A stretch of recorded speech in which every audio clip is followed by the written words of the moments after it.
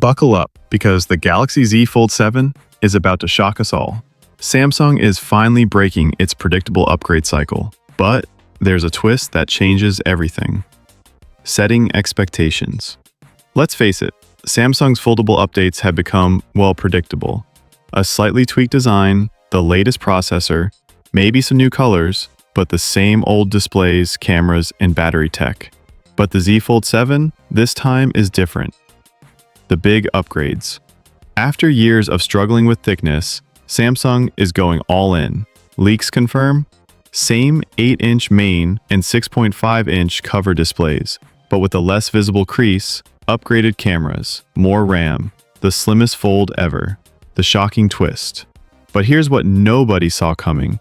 To achieve that sleek new design, Samsung may remove the digitizer from the display. Does this mean no S Pen support? Not exactly, but things are about to get complicated. S Pen explained. The tech behind the drama. Here's why you'll still get S Pen support, just differently. Current folds, like the Z Fold 6, use EMR technology. The display itself creates an electromagnetic field for the pen. Without a digitizer, Samsung would need to switch to AES tech, like Apple Pencil, where the pen creates its own field. The catch? The new AES S Pen won't be ready until 2026. The Fold 7 might lose its built-in S Pen slot thanks to a rumored titanium frame. You'll likely need to carry the S Pen separately. The trade-off? Slimmer design versus convenience.